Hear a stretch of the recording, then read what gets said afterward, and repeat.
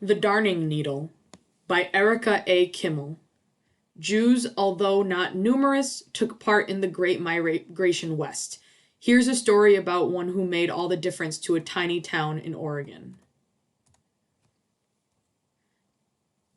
Between 1841 and 1866, 350,000 men, women, and children loaded their belongings on covered wagons and headed west along the Oregon Trail.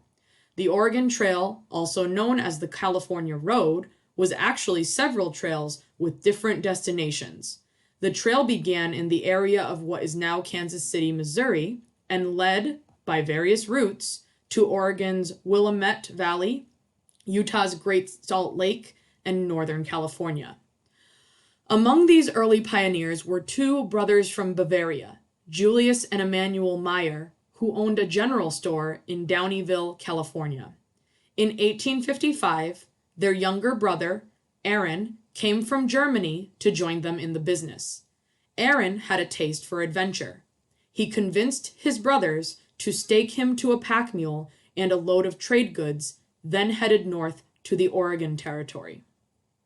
Aaron Meyer roamed the mountains and valleys of Northern California and Southern Oregon for the next 2 years, braving all kinds of dangers to bring manufactured goods to mining camps and farming communities.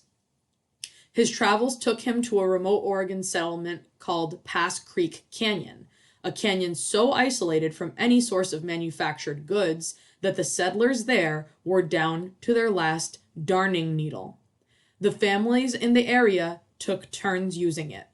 The women in the lower canyon borrowed the needle for a day or two to catch up on their mending.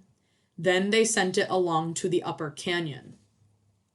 Months earlier, young Jimmy Chitwood was assigned the chore of carrying the needle along the canyon trail to Grandmother Drain's cabin.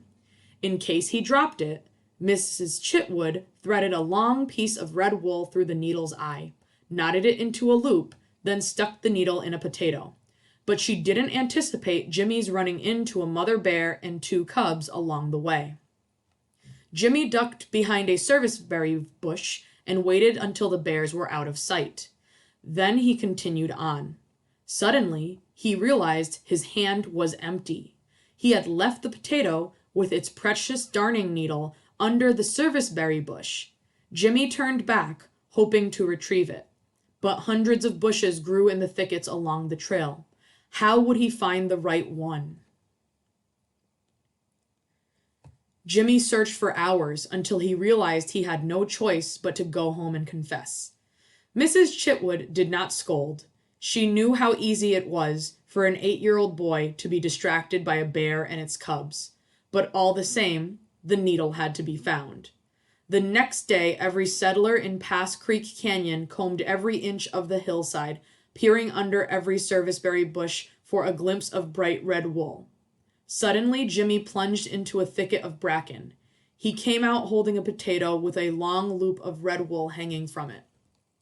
The darning needle was found. But nothing lasts forever. Several months later, when Grandmother Drain was doing her mending, the darning needle broke in 2.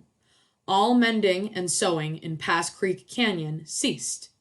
There would be no more until another needle could be obtained. But who knew when that might be? Then Aaron Meyer came over the pass, leading his mule down through the canyon. Children ran to tell their parents a peddler had arrived. The news spread quickly through Pass Creek Canyon. Everyone came to look at the peddler's wares and hear the news from the outside world. They examined lengths of calico, ribbons, candy, crockery, tools, and notions. "Do you have any needles?" Mrs. Chitwood asked the peddler. "What we need most is a darning needle. At least one." She told him the story of Pass Creek Canyon's last darning needle, how it had been lost, then found, then lost forever. Meanwhile, Jimmy Chitwood stroked the mule's neck, pretending not to hear. But the peddler listened carefully. Then he said, "Christmas is coming soon, and I suppose that you good people will be having a holiday with presents." He glanced at Jimmy. Are you going to be giving any presents, Sonny?"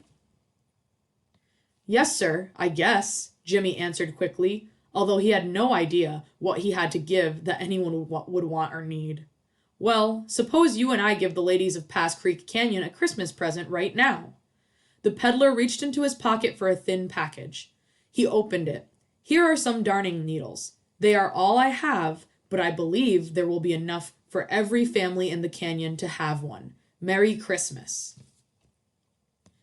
That was the first of Aaron Meyer's many visits to Pass Creek Canyon. In 1857, Aaron Meyer gave up the peddler's life to open a dry goods and clothing store in Portland. That little store at 137 Front Avenue grew into Meyer and Frank, which has been one of the Pacific Northwest's greatest department stores for over a century.